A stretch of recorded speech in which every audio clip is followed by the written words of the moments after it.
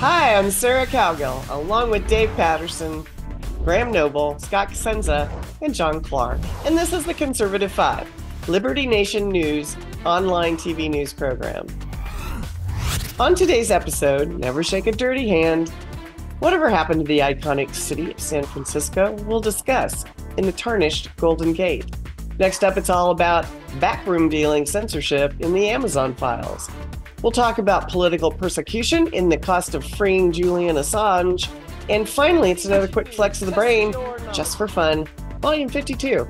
All this and more coming up in this edition of the Conservative Five.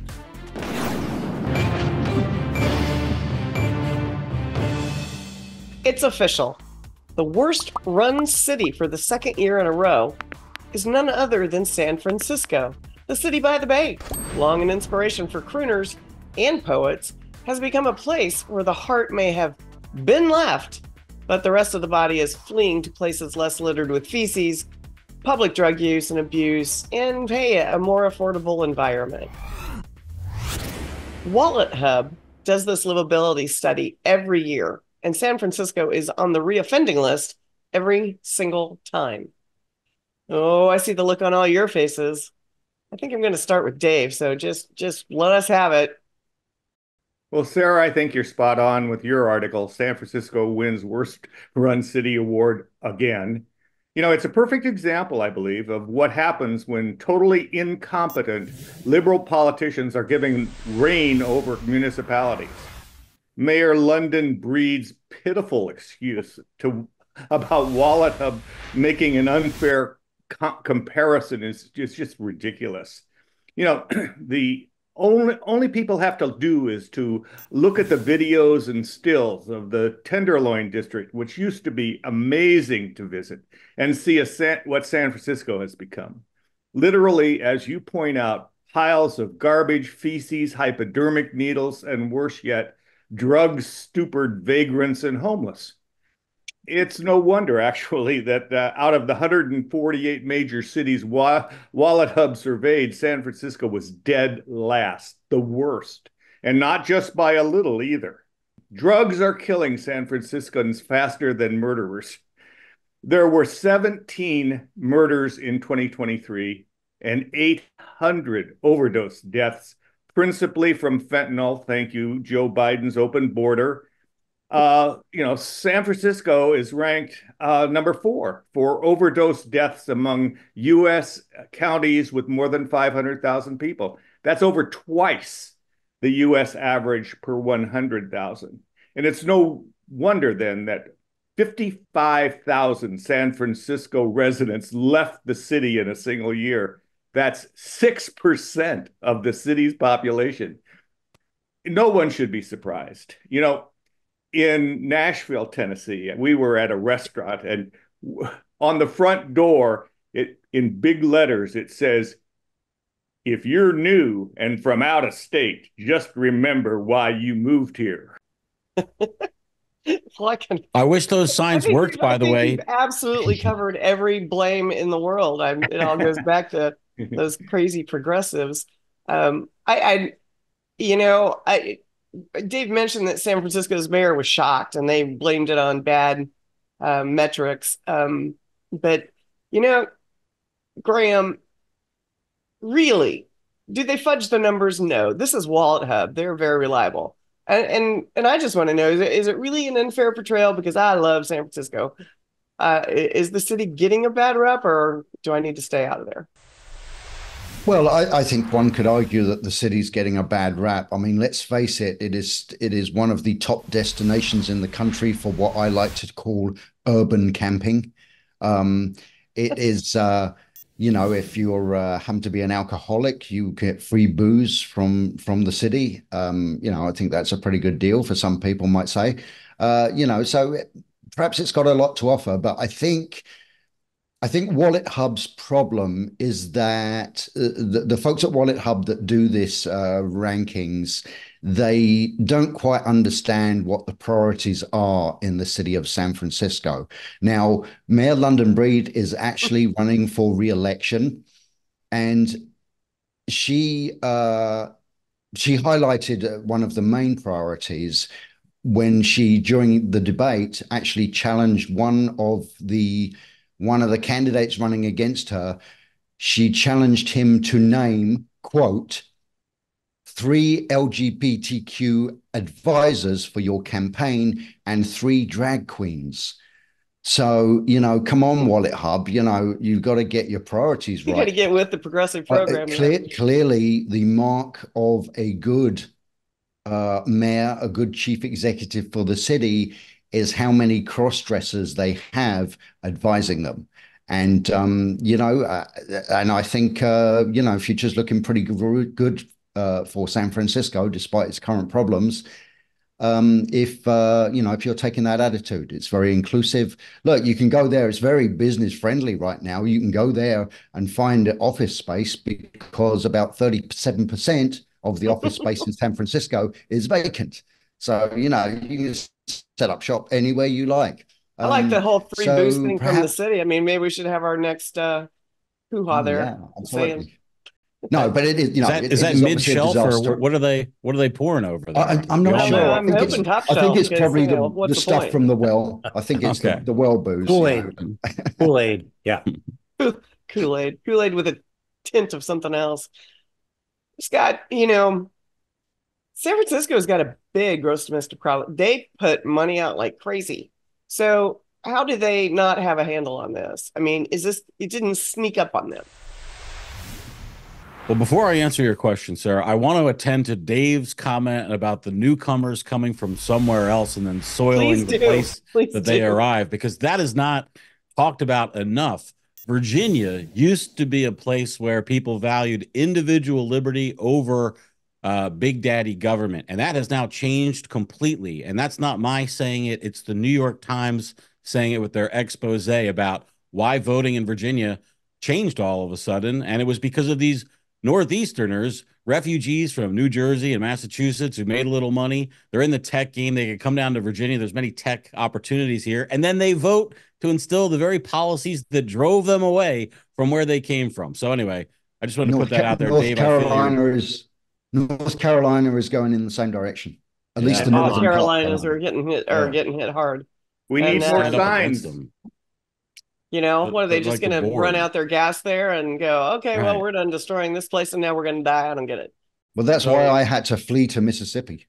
Yeah, and then where's your next spot though? They got to stake that. I'm not fleeing anywhere. I mean, a little over 100,000 people just moved into Indiana, probably from Illinois. So, Clark, are there? Well, let me go back to the city by the bay and just say my one comment to answer your question, so I can say I did answer it. Is they are attending to their priorities. They are spending on their priorities. Their priorities are whatever the latest progressive fad is that gets them to stay in office and be elevated to the next office. And don't they need taxes from all the people fleeing? So if they need those taxes, why don't they try to help these people? It's like right out of Atlas Shrugged. They just always think there's going to be a next victim. They're just not worried about it. Mm-hmm. John Clark, are you still with us today? I'm patiently waiting to observe that we need those signs in Vermont as well. We've been saying it for years that people move here for, our rural countryside, and then they want to pave everything, put up street lights and put in sidewalks and destroy it, as they already have in many parts of America. It's urban creep. But as to San Francisco, I want to, maybe not take issue with Dave, but Dave said no one would be shocked. I think the reason that San Francisco is so noteworthy is that it is kind of shocking. Now, this may be my own perception. I haven't been there. I didn't know about the free booze or Kool-Aid of any variety. Maybe I'll go now, but I don't want to get shot and killed. San Francisco, in my understanding, as a person, as an outsider, has always been viewed as sort of a beautiful city, a clean city, a destination where people went because it was so safe and wonderful. It seems to be kind of the opposite of what you'd expect. Now, we expect this in Chicago or LA or New York City, where these policies and the drugs and the crime and the unemployment have been devouring them. But in San Francisco, I think it's a bigger canary in the social justice coal mine. It shows us that you can even destroy a properly functioning city with stupid ideas. And in anticipation of this, I looked at a couple of other studies. A recent report based on FBI data shows that 4 of the most dangerous cities in America are in Oregon. But if you look around, you'll see that, another it's called World Population Review, ranked a city in California as the worst city in the country. But as you did here, we're looking at certain metrics. And if you look at other standards, 5 of the best cities in the country to live in are also by another ranking, I think from Forbes, in California. So I think at root, it comes down to demographics and policies more than geographical location or even necessarily size. But what we see persistently is no matter what you do, when you implement defund the police, free drugs, no accountability for criminality, and all of these other very expensive policies that are driving taxpayers out, you're going to destroy any city of any size. And that's why I think it isn't shocking, but I think that's why people are taking notice of San Francisco in particular. There's free drugs too, and free booze. You said free booze. Now you've added free drugs to it. Free drugs in Oregon. It's drug paraphernalia. You can just get loaded up and. Wow. Oregon is just collapsing. They actually legalized all drugs, and methamphetamine and other users flocked there. California, I believe, has similar liberalities, but I don't know. They're not giving it away. People that abuse these drugs and need these drugs and are drug addicted can move to Oregon and call it good. I mean, I want to know if there's one big city is there one big city in this country that can claim they're run by smart people? Because I don't see it. There might be one. I just don't know where it is. Anyone? No, I think you're exactly right, Sarah. I don't think any large city can claim that life is good and that people should come there, because most of the large cities are losing populations for the very reasons that we talked about. And I think to John's point, one of the reasons that it's not surprising is because this is a trend, and it has been going on now for several years, if not a decade. So now it's just becoming, well, this is what we got. Let's not fix it. Is that what we're doing? Are we just being complacent? Well, the people fled the cities because of the mismanagement, but they had for this legacy of the tax base for companies. And we're just seeing, ever since the pandemic collapse of in-office attendance, I think we're seeing now, this is like the first ripple out of the eventual collapse of them because of the lack of the tax base and the people who go, I'm just thinking of DC near where I live, where, the ocean of people that would go in every day and spend money has been cut back so substantially. The kind of native base is, people, they have kids, they want some space, they want some safety, they move away from the cities, especially when they get increasingly costly and dangerous, which is what we have now seemingly across the board. And I think too, there's an insidious trend also that's going on, and that is the people who have the capability to make changes or have ideas that would make things better are gone. Well, I think part of the problem, and I think it's part of the progressive mindset in some of these cities. You'd think that the people running San Francisco would be alarmed. In fact, you'd think the people running the state of California would be alarmed at the exodus. But I don't believe they are, because I believe all they care about is they want the people who living in their state or in their city. They only want those people who are going to toe the line, are going to go along with their crazy policies, and are going to be kind of in lockstep behind the government and keep re-electing the same people. I think the reason why they're not actually concerned about the exodus is because they're saying to themselves, well, if you don't like the way we're doing things, then we don't actually want you here anyway. Get going, They've been uninvited, which is not a practical way to look at it, but I believe that that's how progressives do look at it. Well, I think so too. They can't handle any kind of outside thought, that might poke a hole in their bubble. It used to be that people from the, Midwest and the rural areas would go to the big cities for job opportunities and this and that and the other thing. And it's the exact opposite now. People are finally going, oh, that small town living wasn't so bad. And I don't know. But it's distressing for the iconic city. Lively and clanging with cable cars, teeming with the freshest dockside seafood and sourdough. And it was once a very cultural, progressive, and contained community. I mean, Mayor Breed, come on, get it together.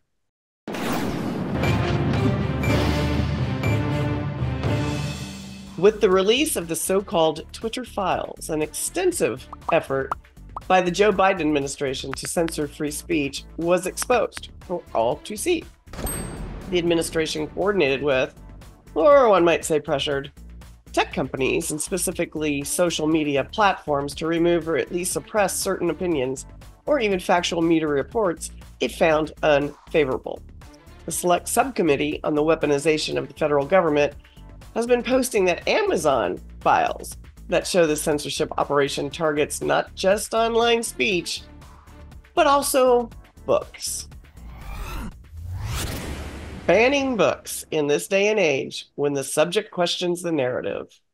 Dangerous practice, Graham? Fill us in on the do not promote edict. Yeah, well, we're finding out now that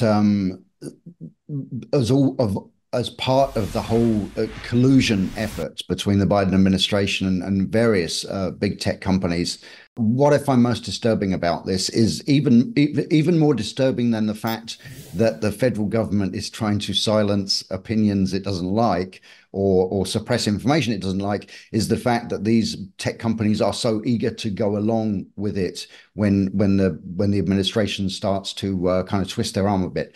In Amazon's case, a senior employee from Amazon who shall not be named because his or her name is redacted in the released information.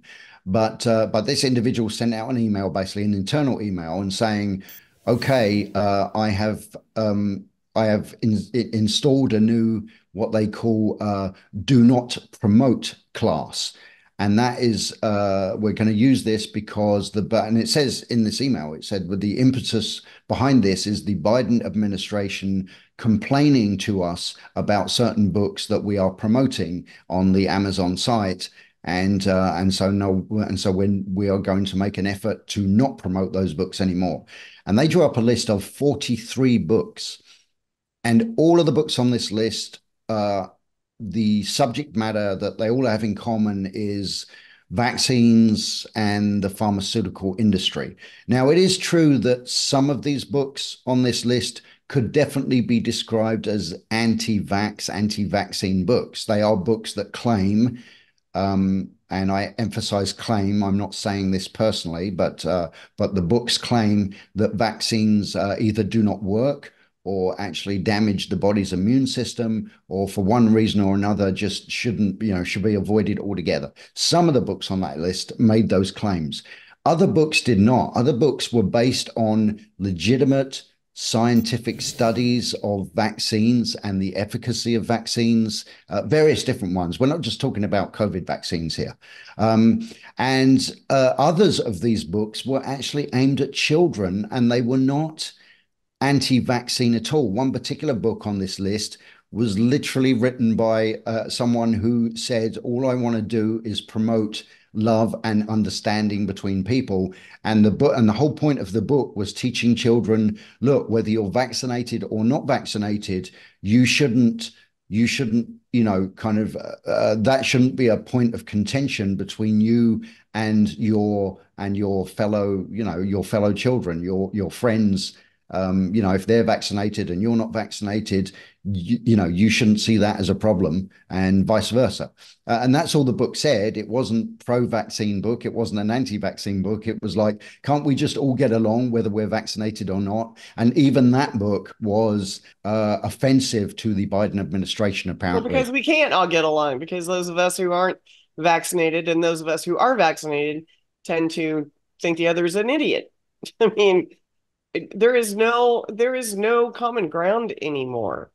Hey, John Clark, Graham touched on the kid thing, the kids' books about vaccinations. But I mean, I kind of think there's a subtle message there. Well, I met Timmy and he's not vaccinated. Should he still be my friend?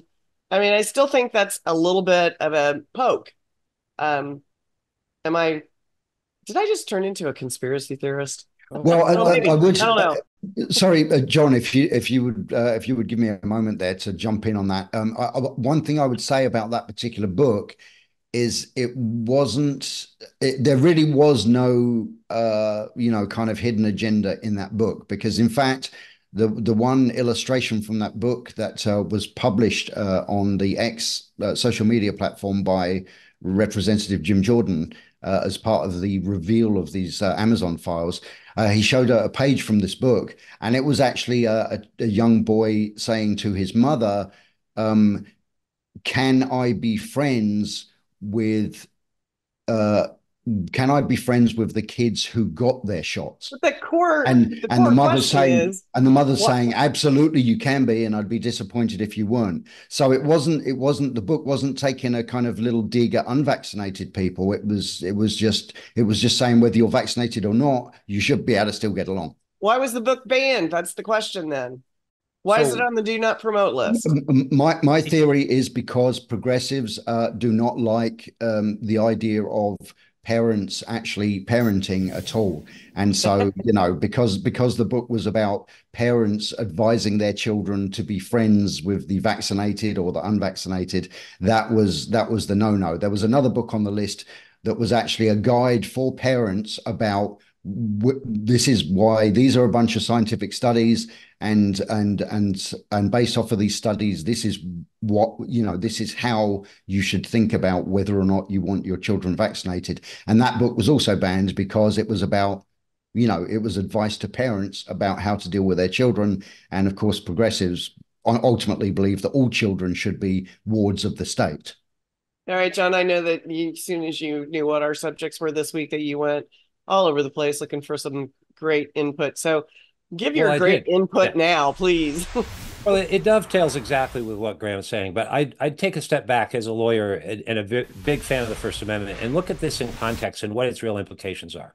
I mean, what we have is a clear case of an unconstitutional government interruption of free information and free speech. And as Graham pointed out, I mean, these were being done even before vaccines were available, number one, and including, according to Jim Jordan, anything that was anti-big pharma. So this is government protecting a corporate entity that has full immunity from its products that government is paying for, mandating. And yes, you mustn't hang out with people that are unvaccinated because they might get you sick from the disease that you have a vaccine against. I mean, yeah, it's the narrative was controlled early on. This is devastating, it seems to me. This isn't a free speech intrusion to stop white supremacists from spreading books about why Black people are evil. This isn't shutting down extremist rhetoric, as Graham pointed out. Let me read you two titles. This is a 2011 book called "The Vaccine Book: Making the Right Decision for Your Child."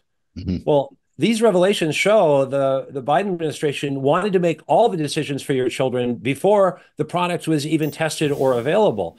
And we're using Amazon and others to do so. The other book that Graham mentioned is called Miller's Review of Critical Vaccine Studies, 400 important scientific papers summarized for parents and researchers. Well, why wouldn't you ban that?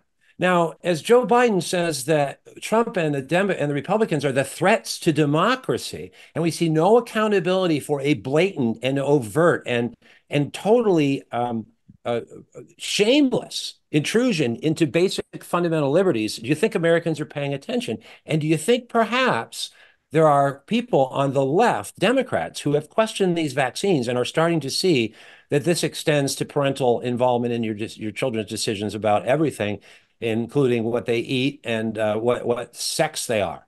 And so this ultimately relates back to San Francisco. The plan is to destroy and deconstruct, and we see it now. We're peering behind that curtain in these revelations about Amazon. This is damning stuff for Joe Biden while claiming that Trump is the threat to democracy and free speech, while they undermine parents' abilities to get basic real science to make informed medical decisions for the children. This is the government doing this. This is egregious. It's astounding. Okay, I'm going to bring in our other. I can't believe we have two lawyers on today. Don't hate us. Don't hate us. Anyway, Scott, I mean, can't this be said it's just it's a corporate edict? I mean, can't Amazon claim, we're not violating free speech. We're just doing what we want to do. I mean, I can go on Amazon and buy Mein Kampf if I want to. I don't understand all of the. Another copy, Sarah? I thought the one that you have isn't. It's too dog-eared. Well read enough. You know, I just want to say that I think that the right attitude for all Americans is always to oppose any time the government says to a bookseller, we don't like the books you're selling. I don't care. I reject, I mean, I appreciated it, but also I reject the entire notion that we should delve into the content and the propriety of it and say that it isn't even that odious. Who cares if it's odious or not? The federal government has no business telling a bookseller, hey, don't sell this book. You know, a school library is one thing. A government-funded school library, yes, Sarah, to your point, you know, there's First Amendment implications there. But the other First Amendment implication is why is the government leaning on any speech at all that it doesn't prefer? That seems totally inappropriate and something, you know, back in the day when before the liberals became progressives, that liberals would, you know, maybe join hands with conservatives on, or at least conservatarians on that issue. But that is, I think, where we need to be. Just real outrage anytime the word goes out that they leaned on booksellers, or in the future, there probably won't even be any booksellers. So it'll be publishers like libertynation.com or something else where, you know, ideas are spread. Why is the government involved? Like they don't have enough problems. They got to worry about that. Well, only to stop the spread of ideas. I think that the current guidance, by the way, is that they want the kids who are vaccinated to go throw rocks at the houses of the kids that are unvaccinated. That seems to be the social impetus I'm getting. And the CDC, I think, is now on booster number 10, if you're paying attention. That's the current guidance from the federal government. Get that 10th booster. Are you going to be embalmed by then, or how's that working for everybody? All right. Well, you know, the Twitter files, the Amazon files, ugh, government officials demanding that private companies censor free speech.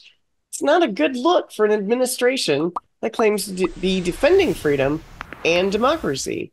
And as you heard it on this panel today, who's the boogeyman on this? It's not the Republican Party, it seems.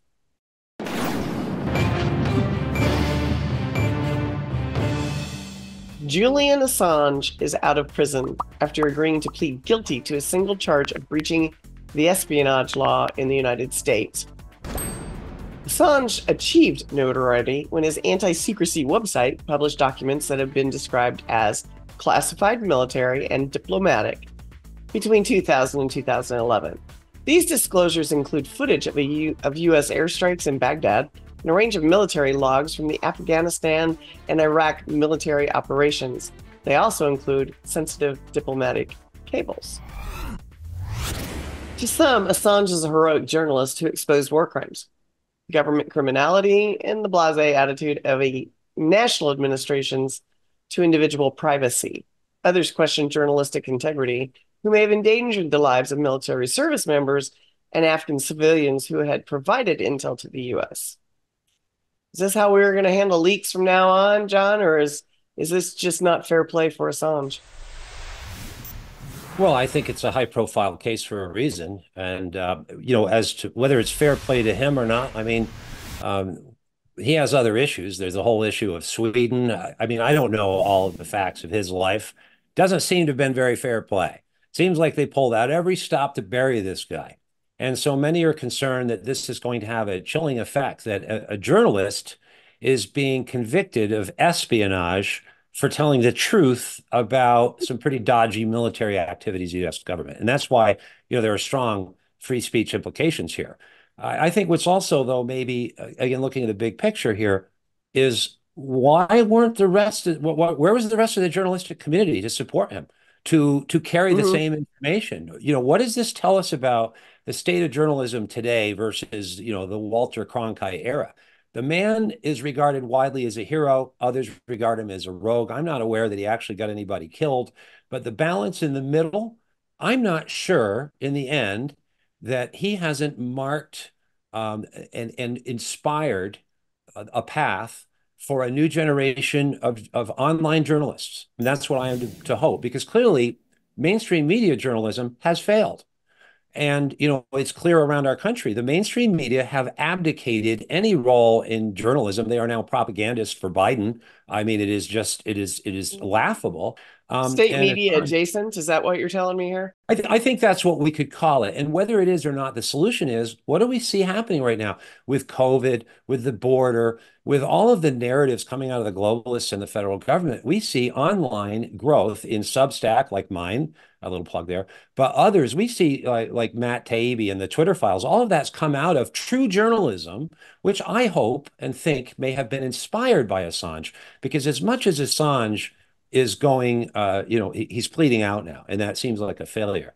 As a former criminal defense attorney, I can tell you there's no way he could do otherwise.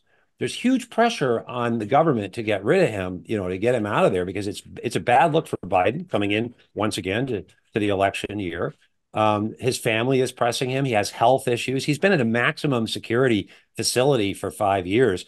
I think the details of the case have been lost through the clouds of 14 years and the volumes of it. But the substance of it, the foundation is that he won. He took on the biggest power in the universe of humanity. And in essence, he won. He's kind of getting away. So they're trying to save face for Biden and the feds. But this guy, I mean, they should make movies about what he's done. He's actually been able to stab Goliath in the eye. And so I'm hoping actually that more people will be inspired to follow suit and follow in his footsteps. And maybe I'm just naive and hopeful. But clearly, we shouldn't be punishing, and the Obama administration particularly had a history of this, punishing whistleblowers. We shouldn't be punishing whistleblowers, and now we have an iconic hero of a whistleblower. Let's hope that inspires more young people to embrace that ethics instead of the CNN ethic that we've seen, which is about money and falsehood. So. Hey, Graham, hero or danger to society? I mean, didn't we applaud and still do, bring up Woodward and Bernstein for Watergate? Well, I think you have to look at this angle, and that is that those people who believe that Assange actually should have been prosecuted and imprisoned, the justification they use is, well, the information Assange exposed actually put people in danger. Well, I would say that even just inside of this country, just over the last, let's say 10, 12, maybe 14 years, how many times has a national newspaper or perhaps a national television news network promoted a particular story, perhaps embellished that story, come up with some vague, anonymous or unidentified sources to push a certain narrative about another group of people or another individual. And that narrative ended up causing a certain amount of civil unrest. It led in some cases to people being harassed, people being even attacked, perhaps even killed. I think we can all think of examples of that over the last 10, 15 years just in this country. Now, were any of those journalists, indicted, arrested, put in prison? No, they weren't. Perhaps journalists who engage in that kind of shoddy gutter journalism should be publicly admonished. They should be forced to apologize and retract, and they should probably be forced to go look for another job. But we're not throwing them in prison.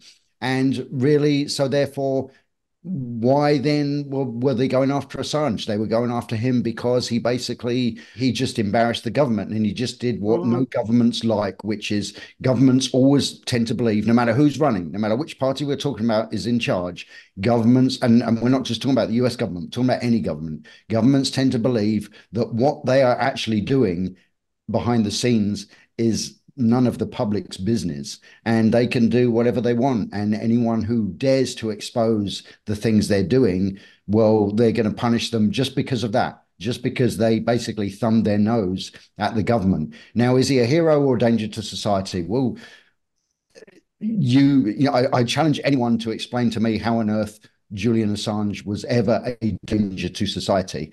And I think all journalists, no matter which party's running the country, I think all journalists who genuinely, not making up stories to just to make people look bad for political reasons. But if they are genuinely doing proper investigative journalism and they are exposing genuinely nefarious actions on the part of the government, then, I believe they should always be applauded. I agree. Is this better or worse than Snowden, Dave? So, well, I mean, if you're asking who is the worst traitor to the U.S., well, Snowden, hands down. Assange was a compiler. He just put before the public what Airman Bradley Manning gave him, and Manning provided the CDs full of highly classified Defense and State Department information, and he's in jail, I hope, still, as he should be. But the problem here is it's the responsibility of the institution to classify data and to keep it safe. The Defense Department has a very good security training course called Insider Threats. The folks with security clearances, they have to take this course, but it's only as good as the people implementing the course content. Scrupulously mind the store on who has access to classified data. Scrupulously guard work product by not writing a lot of emails and memos. And when just running ideas up the flagpole to see if anybody salutes, do it in a hall conversation. Don't put it in writing. If you have great pride in authorship, then you're going to find yourself called in to explain it to the FBI, or worse, one of your colleagues is going to give it out as grist for the Washington, D.C. media. During Watergate scandal, all of those Ivy League staffers in the White House who took such pride in their flawless memos found out they were writing depositions. Yeah, that's why, if anybody's ever noticed, I do not take notes. And I know people think I'm not paying attention, but I do not take notes for a reason. Anyway, that's just a little, and nobody needs to know why I do that, but how will you write your memoirs? From memory. It's all in here. By the way, Dave, so Steel trap, baby. Chelsea Manning was released from prison in 2017. She served from 2010 to 2017. And I just want to make a note of how the powers that be, I agreed with everything that John Clark said, except for one thing, which was he talked about how the mainstream media is in the pocket for Joe Biden. And I would just say they just are in the pocket for the establishment. Joe Biden just happens to be the establishment spokesperson at the time, but they would gladly shift to any new person once they get their kind of establishment marching orders. But the federal government didn't just prosecute Bradley and then who became Chelsea Manning for alleged crimes. They treated that person like they were terrorists. In other words, the torturous conditions that Bradley and then Chelsea Manning underwent, I think it was only because of Glenn Greenwald publicizing those and then getting support from many Americans, including many Americans who thought that Bradley or Chelsea Manning should go to prison, but not be tortured while they were there, in terms of leaving a light on 24 hours a day, constant checks so they couldn't get any sleep, this horrible treatment. And we have to presume that that was imposed by the power structure in order to break and the will of Manning. And I just want to say that that's another component of the story. It's not like they're clean hands with how that person was treated. Right. And I don't think that person did necessarily the right thing, but I know that they thought when they did it, they were helping America and Americans, and they didn't have the impetus to try to aid American enemies or rivals, which I think is an important part of the picture there. I think that it's kind of more narcissistic self-aggrandizement and taking it upon themselves to do what they think is right, regardless of what they have been told is right. And if that's the attitude that we can expect from our armed services, I think we're in really big problems. And none of these people ever, not one time, took the advantage of the chain of command to go up, express their concerns all the way up, which you have the opportunity to do. No, they took it upon themselves because they know better.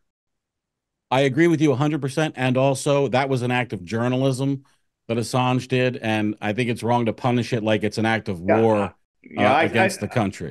I think Assange is really in this is just the dupe. I don't see him as being good, bad, or indifferent. I would encourage everybody to watch that long video that Bradley Manning leaked, by the way, or WikiLeaks leaked, because I mean, that's what's being done. That is war, and for better or worse, I think it's good that people can be informed about what happens. This was an act of war where some innocent people were killed because actors in theater thought they were combatants, and they weren't. And the United States was embarrassed about that, but it's an important part of recognizing this happens in war. You don't do it twice. Before we agree to war, we should know we are going to be killing innocent people, almost certainly. Mm-hmm. It better be worth it.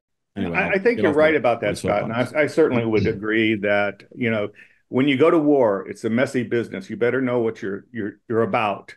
And I think that most of our leadership really takes that into consideration. It's the politicians that think it's a great idea, and we should send them over and give them a gun for a couple of days and put them on the front lines. They might think differently. I mean, you know what? We all claim journalism creds on this show. And would we take, juicy information and source it and write about it? I think we would. So did Assange do the right thing by taking a plea? I mean, did that he's got to go. What he did? He wants to see his family before he dies. I mean, also, sorry, but I mean, imagine you're the lawyer. You don't have to be a lawyer to understand. Your client goes home now or rolls the dice with a judge or jury and can go to jail for 50 years. What lawyer would recommend, and what person? I mean, literally, he has no choice. He has to go home. Yeah, I tend to agree. I agree totally with John on that one. I mean, I think it's appalling that he had to do this plea deal, and he had to plead guilty. I think it's appalling that he had to end up pleading guilty to anything, because the mere fact that he did is that is a dark day for journalism when he did so. However, I do agree with John that really, from his point of view, did he have any other choice whatsoever? Well, yeah, he had one choice. Yeah, he could have gone to jail for the rest of his life. But if he wanted to become a free man, he had to go with that plea deal. But that was a dark day for freedom of speech and for journalism when he pled guilty to that even that one charge. And I think Scott would agree, as a lawyer, this isn't really precedent. He pled, but the government has never proved its case. So if another similar case came in, it isn't, under stare decisis, oh, you're guilty of espionage. He pled. They'd still have to prove their case from scratch. Don't you agree, Scott? Yes. The only precedent enforced here is when you go up against the machine's going to win and grind you down. And the American government, it's one of the components of the story that's kind of interesting, I think, because of all this international play. People don't understand. It's all the U.S. government that's doing this. The U.K. authorities didn't want him. Sweden didn't really want him. From the get-go, from 15 years ago, his attorney told the Swedish authorities he will return to Sweden voluntarily to face these charges, provided you say that at the conclusion of either the trial and a not guilty verdict or a sentence after being found guilty, that you won't give him to the Americans, right? We think this is all a ruse for you to give him to the Americans. So just demonstrate to us that that's not the case, and he'll submit to your authority. And they never would. So it's always been just about American forces getting a hold of him and punishing him for embarrassing us. Those diplomatic cables that were talked about that he released, they were damaging because they were embarrassing, because they revealed that the public statements didn't match the privately held thoughts during a war. And I think it was great information for Americans to get, that they were being lied to about what was really happening in service of furthering the war. It's just the exact kind of journalism that we need in wartime, I think.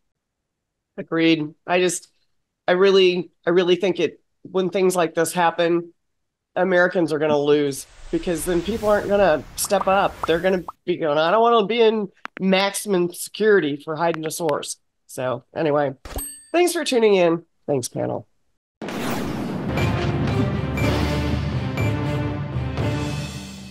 We are back to have a little fun with the menfolk. to test their trivial abilities. Save me now.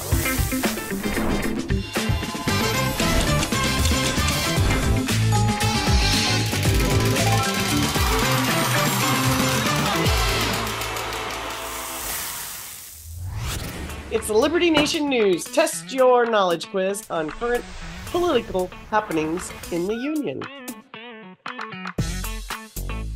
Who's going to keep score? Because I don't do math. Okay, nobody. I will create your own scores. I will create a score metric. Oh, okay, good. I get to. Yeah, let's not go that deep. Let's not go that deep. You can shout out, or you can wait till I read all the answers. So if you know it, especially John Clark, who's a little intimidated, just shout it out, and I'll tell you if you're right. Ipswich clam. All right, here we go. No? Who? Come on, man. I'm going to make you do it next time, Scott. B. It's B. Huh? Number two. I was guessing. Who has Donald Trump recently announced as a new possibility for the vice president? Glenn Youngkin. Go, Dave. Oh. Yes, sir. You can read about it at Trump opens up about new VP option, and really he needs to just pick one because I don't get the teasing, but there we are. I thought he launched a new possibility when he went for cheesesteaks in Philly on Friday. Who was that? Or was it Youngkin? I don't. Probably that kid that dressed like him. Cute little boy. Yeah. Anyway. Okay, I need less dog hair. Question number 2, I think. First Lady Jill Biden is rolling out a program called blank to engage voters who are 65 and older. Senior votes? It could be oldies but goodies, Biden 2024. It could be voting for elders, and it could be seniors for Biden. Which one? Seniors for Biden. Yeah. Let them eat coffee cake. Let them eat coffee cake. Let them have Fix-A-Dent for life. Is that 2 for Dave now? Is he on the... Yeah, he always wins. Is he rocketing ahead? Wow. That's the you're too old to fill out your ballot. Let us help you list. All right. Joe Biden's re-election campaign hired Austin Weatherford, a national Republican engagement director, to try to convince anti-Trump Republicans to vote for Biden rather than a third-party candidate, sway Republican voters to switch sides and vote for Biden, or increase the number of Republican never-Trumpers. See. Okay. First one. Last one. Last one. Who got that one? Me, Scott, 1 point. Yes, increase the number of Republican never-Trumpers. I mean, isn't that just... I don't know. Anyway. Biden strikes back. Can he lure away the anti-Trump Republicans? Just go to Liberty Nation News and you'll get it. Okay, next question. The May employment report showed that was the top job creator, 68,000 new positions. Government. Open border. Was it government, manufacturing, or healthcare? Government. Government. Healthcare. Healthcare. Oh, no. Laura waits and takes it. It's usually government. No, I had the wrong It answer. is usually government. That was a Scott win. That was the Price is Right strategy. I just picked the one that everybody wasn't going to. And dollar above everybody else. Exactly right, John Clark. The internal migration in the U.S. has recently shifted. Rather than moving to Florida or Texas, migrators are choosing states like Tennessee, Georgia, and Idaho. Indiana. Nevada. No. Arizona? Still no. I'm guessing. Y'all didn't read my article there. Sure. Like Graham got it right, I think, earlier. Somebody said the Carolinas earlier. I don't like you guys. All right. Is that it? Is it North Carolina? Huh? Is it North Carolina? Is that the answer? I guess that was the answer. Carolinas. Oh, Plural. oh. There's 2 of them. One up there and one that's a down there. no win for anybody, I think. Well, no, that's a push. Yep. No, I had to give you the answer, goobers. All right. All right. Next question. 2 up. Still. Okay. More than ever before, young voters tend to vote in higher numbers for blank candidates. Republican? Independent, yeah. Third party, yes. Clark, that's you. I got on the board. Sorry, it was accidental. He's on the board. I thought you were already on the board, Clark. No, that was Scott. The score is 2 points for Scott, 2 points for Dave. You're all buttoned up and polite and stuff, but you got to blurt and be kind of rude. And 1 point for Clark. I did. I blurted all the wrong answers. Graham standing at 0 points current. Not a measure of the man, just the points scored in this game. Biden's campaign. 0 emissions so far. Z emissions. What's that? You're going to have to charge your battery. Biden's campaign aired a digital ad on D-Day that highlighted Trump as a draft dodger. Well, a daft draft dodger. When in fact, Biden was one himself. Trump could not be drafted due to bone spurs. Biden avoided the draft due to supposed... Anyone? A condition. Name a condition. Cowardice. A condition. Still no. Okay, you got these options. You mean he lied? You mean he lied on D-Day? Yeah, severe scoliosis, asthma, panic disorders. Asthma. Scoliosis. Yes, asthma. All right, who won that one? That's Patterson with 3 for the win, I think. Jeez, I'm just getting good at this, being old curmudgeon during the fun stuff. All right, well, folks. The questions and answers were actually leaked to me by someone in Liberty Nation News, and I can't say who. I'm going to go after that like a captain after his missing strawberries, Dave. I will discover. Okay. You can chat with Andrew. Yeah, identity. All right, guys. Well, thanks. Whoever it is, better give the Ecuadorian embassy in London. Oh, that is better. That's better. Well, hopefully, all of you people out there watching this followed the directions and got the answers right. I mean, or heck, just have fun. And thanks for tuning in with all of us again.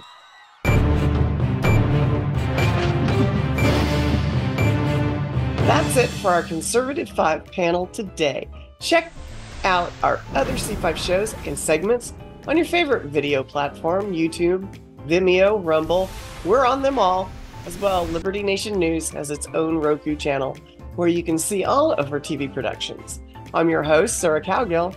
Thanks for joining us today for Free Thinking, Free Speech, LibertyNation.com.